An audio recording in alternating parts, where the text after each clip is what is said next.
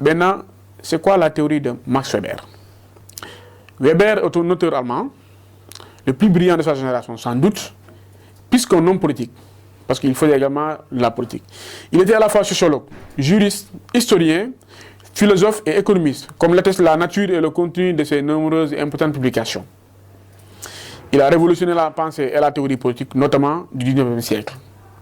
Parmi ces théories les plus achevées, il y a celle de l'État et du pouvoir en termes de légitimité, et qui sont assez déterminantes dans sa pensée de l'action politique. La conception étatique de Weber est étroitement liée à sa définition et conception du politique, qu'il considère comme une activité sociale et tout particulièrement une activité de groupement orientée politiquement lorsque et tant qu'elle a pour objet d'influencer la direction d'un groupement politique, en particulier l'appropriation, l'expropriation, la redistribution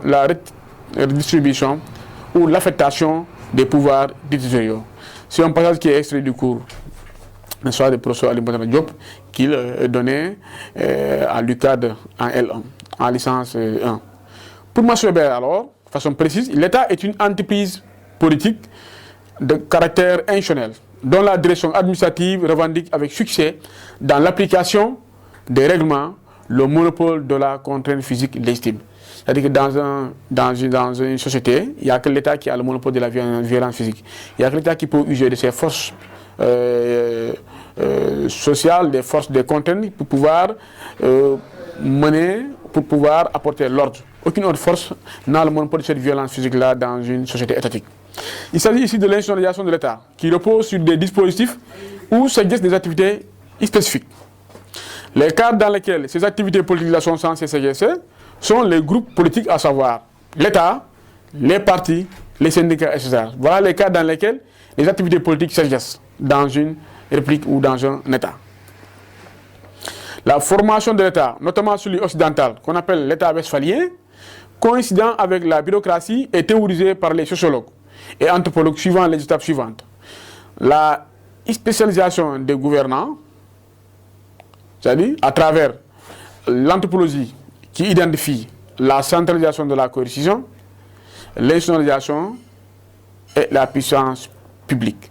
Donc pour les anthropologues, l'État se construit lorsque il y a une forme de centralisation de la coercition, du pouvoir de coercition. Mais également lorsqu'on est passé vers une étape de l'institutionnalisation de la puissance publique incarnée par l'État. Alors que pour les sociologues, comme Weber par exemple, avant Durkheim en France, l'État moderne se conçoit comme un ordre et une forme de domination légitime. Donc selon lui, l'État a fait sa mue à travers ce négligence d'une forme de domination qui appelle une relation de commandement et d'obéissance des citoyens. Weber identifie ainsi les caractéristiques de l'État moderne comme ceux qui reposent sur la concomitance entre la domination et la bureaucratisation. L'exercice suivant portant sur les formes de domination. Voilà. Qu'entend-on par les formes de domination? Ou quelles sont ces formes de domination? Et quelles sont ses implications? Voilà. À travers la théorie éthique et politique, Max Weber est celui qui a identifié 3 grandes formes de domination importantes jusqu'alors. Celles-ci tirent tout leur fondement sur le principe de légitimité, qui varie dans le temps et l'espace. En outre, cette variation est dictée selon une approche historique d'observation de l'évolution de l'exercice du pouvoir. C'est à travers l'observation de l'évolution du pouvoir on peut identifier les différentes formes de domination. Il y a ainsi l'exercice de la domination dite légale rationnelle qu'il a identifiée. Il s'agit de celle qui suppose l'obéissance à des normes et institutions impersonnelles et en même temps permanentes. Celle-ci se distingue avec l'avènement de l'État moderne fondé sur une bureaucratisation. C'est celle qui a lieu dans une situation de domination légale. Donc ici, il s'agit de la forme de domination légale rationnelle incarnée par l'État, qui est une forme de société institutionnalisée, impersonnelle, qui produit des règles et des normes générales et impersonnelles qu'il incarne. Dans ce cadre, les recherches indiquent que selon une approche évolutionniste, l'État occidental évolue vers plus de bureaucratisation. Donc, dans cette forme de domination légale rationnelle, on constate aussi une forme de bureaucratie qui s'installe en même temps. C'est le même modèle achevé qui a été parachuté et tropicalisé par le colon en Afrique, comme le Sénégal, en tant qu'un héritage du colonisateur ou un héritage colonial. À côté de la domination légale nationale, il y a celle dite de la domination traditionnelle. Celle-ci repose sur la sacralisation de la coutume, de la tradition ou des règles, les règles du passé. C'est le cas de l'obéissance aux anciens ou aux princes de sang qui cristallisent sur sa personne ses traditions. Donc ici, on suit un leader traditionnel parce que ce sont les usages ou la coutume ou la tradition qui nous exigent de le faire.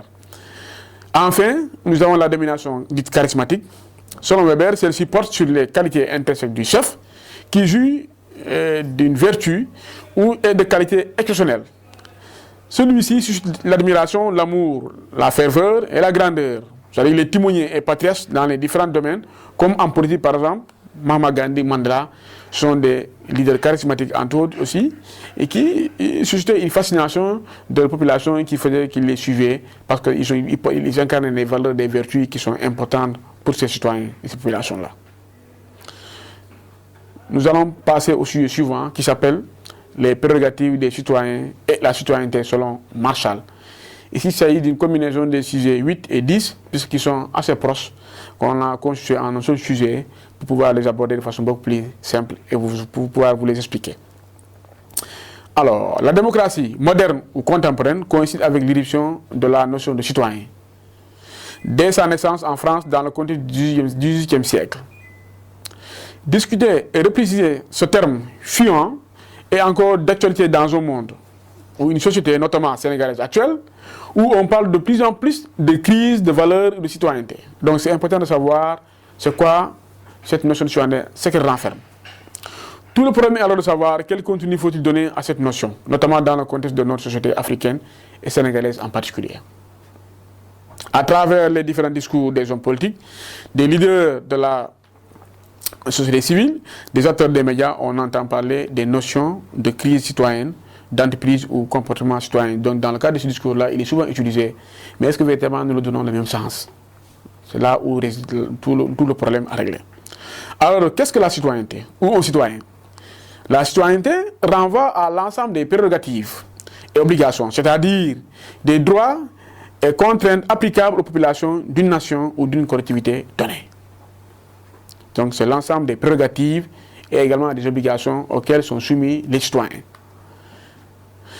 Donc un citoyen est une personne physique titulaire de droits, c'est-à-dire droit à l'éducation, à travailler, à une justice, mais qui est aussi soumis à des obligations, obligations par exemple de payer les impôts et autres. Donc pour être citoyen, il faut s'acquitter de ses devoirs, mais également et aussi bénéficier des droits. Donc un citoyen ne peut pas simplement avoir des droits, ou peut-être avoir des droits et dire qu'il ne peut pas avoir des comptes ou des obligations également face à cette société-là.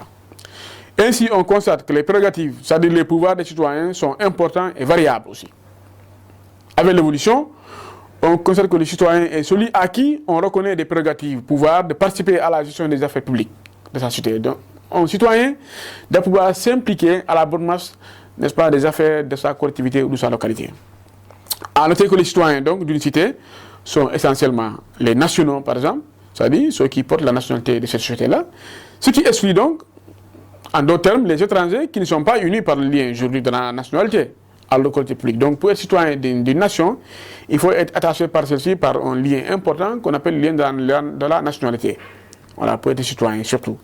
Mais aussi, la citoyenneté peut aller au-delà, parce que si vous êtes dans une société aussi, et vous acceptez toutes les contraintes qu'il y a pour cette collectivité locale-là, et vous bénéficiez également des droits qui vous reviennent, vous pouvez également faire des actes de citoyenneté. Ça, c'est important. Pour prouver que la citoyenneté est le fruit d'une construction historique, notre auteur Marshall repère à travers le processus-là 3 grandes étapes importantes pour nous éclairer. Premièrement, il parle des droits civils au XVIIIe siècle, comme la première étape, à travers les révolutions et les déclarations indépendantes, qui confèrent des valeurs de citoyenneté, en tout cas à tous les citoyens, pour se répéter. C'est le cas de la déclaration française de 1889 qui consacre certains droits, comme la liberté de parole, la liberté religieuse, l'égalité devant la loi, qui sont des valeurs importantes qui caractérisent la citoyenneté. Deuxièmement, on passe à la consécration ou reconnaissance des droits politiques au XIXe siècle avec l'avènement de la démocratie représentative. C'est le cas du droit d'être électeur, mais aussi d'être éligible pour toute personne physique. Ça, c'est la deuxième génération des droits qui ont fait progresser la dimension ou la valeur de citoyenneté qu'on peut reconnaître à une population. Et enfin, la troisième génération, c'est l'avènement des droits à caractère sociaux, notamment au XXe siècle, qui coïncide avec la naissance de la forme d'État-providence, ou l'État qui, en remplacement de l'État gendarme. L'État-providence est un État social qui s'intéresse à l'instruction, au logement, à la santé des populations. Nous allons maintenant passer au sujet suivant, intitulé « Le rapport entre le citoyen, la politique et la compétence politique ». Le rapport entre le citoyen et la politique sera traité dans le cadre de ce sujet en fonction de la détermination de la compétence politique chez le citoyen, étant entendu que la politisation est abordée dans un sujet antérieur. Donc, il est important de comprendre ce que renferme la notion de compétence politique. La compétence politique implique la capacité des citoyens et électeurs à déchiffrer ou à savoir lire l'intelligibilité d'une action ou d'un discours politique de façon rationnelle. Cela requiert donc un apprentissage et une éducation des citoyens dans ce sens afin qu'ils sachent décomplexifier ce qui paraît a priori complexe et caché du public. Donc, la compétence politique, ce qu'il faut comprendre ici, elle est extrêmement importante. Par contre, pour pouvoir l'apporter, pour pouvoir avoir les capacités de ces compétences-là, il va falloir suivre un processus d'apprentissage ou d'éducation pour y arriver. Pour tester cette compétence politique-là, on fait référence à certains aspects concrets. C'est-à-dire, à partir des aspects concrets, on peut constater un peu ou donner des indications des caractéristiques d'une compétence politique. C'est le cas lorsque les citoyens ont une bonne connaissance des organisations partisanes, des partis politiques ou des hommes politiques, par exemple. Ça détermine un peu une dimension de compétence politique chez le citoyen. Ou bien lorsqu'il y a des aptitudes à identifier les caractères politiques ou non d'un discours porté par un leader. C'est-à-dire, lorsque le citoyen est capable de lire le contenu ou à déchiffrer la quintessence d'une dimension politique qu'on peut tirer d'un discours ou d'une action posée par un leader. Il y a aussi la connaissance des citoyens des principaux enjeux de l'actualité politique ou l'origine politique d'une proposition. Donc, un citoyen qui est compétent, qui a une compétence politique, aussi doit pouvoir la bonne information, doit pouvoir cultiver, doit pouvoir s'imprégner et connaître l'actualité politique et également l'origine de la politique d'une proposition faite par les décideurs. La connaissance aussi par les citoyens des différentes classifications idéologiques des partis politiques et mouvements politiques. Donc, pour avoir la compétence politique, le citoyen doit pouvoir avoir une idée un peu sur ce qu'est les idéologies politiques dans une démocratie représentative, où les partis politiques sont les terreaux incontournables de cette démocratie-là. Exemple, la division, par exemple, gauche-droite en France. Il doit savoir c'est quoi la gauche, c'est quoi la droite, ou c'est quoi les républicains aux États-Unis, c'est quoi les partis des démocrates, ou bien au Sénégal, c'est quoi les libéraux, qui sont-ils, à quoi ils appellent, c'est quoi les socialistes. Les centristes aussi au Sénégal, donc c'est bon qu'un citoyen compétent politiquement puisse avoir des idées sur ces aspects-là. Le goût, l'attachement et l'intérêt pour la politique varient aussi souvent selon certains ratios sociaux, professionnels et géographiques. Donc, ça veut dire que les autres aspects que nous avons cités ne sont pas suffisants pour un citoyen qui a une compétence politique. Et on voit que cette compétence-là également, elle n'est pas homogène, elle varie selon certains ratios. Il s'agit des facteurs comme la position ou le statut social des citoyens. C'est-à-dire qu'il y a des citoyens dont la classe sociale plus aisée ou plus riche ou moyennement riche, où le niveau d'études, où la famille est plus influente, où le niveau de revenu est plus élevé, généralement sont ceux-là qui s'intéressent beaucoup plus à la notion politique. Davantage que les autres qui ne sont pas peut-être au niveau de ce statut-là. Donc c'est pour dire que le statut de la position sociale influe beaucoup renseigne beaucoup sur la compétence politique entre les citoyens. Il y a également le facteur lié à l'âge et du sexe. C'est-à-dire le niveau de politisation et de compétence politique dépend aussi de l'âge des citoyens, ainsi que de leur sexe. C'est-à-dire que les recherches ont montré en France, par exemple, que les plus jeunes sont de plus en plus les moins intéressés par la politique. C'est-à-dire parce qu'ils ont une faible culture de la politique. Et le taux élevé d'abstention également est plus élevé chez les jeunes, par rapport aux adultes et vieux qui sont plutôt plus intéressés à la politique, qui votent le plus et autres. En outre, on constate aussi qu'il y a une variation en matière politique en fonction du genre masculin et féminin du sexe. C'est-à-dire, selon que nous sommes du genre masculin et du genre féminin, on peut voir également des degrés variés un peu de l'intéressement à la politique. Avec le suffrage universel ouvert aux femmes, avec le temps, parce qu'au départ, les femmes n'avaient pas droit de vote, et l'émancipation aujourd'hui des femmes sur le goût et l'intérêt pour la politique ne cesse d'accroître. C'est-à-dire qu'ils n'ont cessé d'accroître, aujourd'hui ont surtout renversé pratiquement la tendance un peu du goût de la politique à la catégorie féminine des femmes, qui de plus en plus également sont intéressées à la représentation politique, mais aussi aux enjeux liés à la politique dans la transformation de leurs conditions de vie et d'existence. Voilà un peu, chers étudiants, l'essentiel des sujets sur lesquels nous avons voulu apporter des indications de correction. J'espère bien que ces corrections-là vont vous servir de mieux comprendre et de pouvoir aussi mieux réviser le sujet.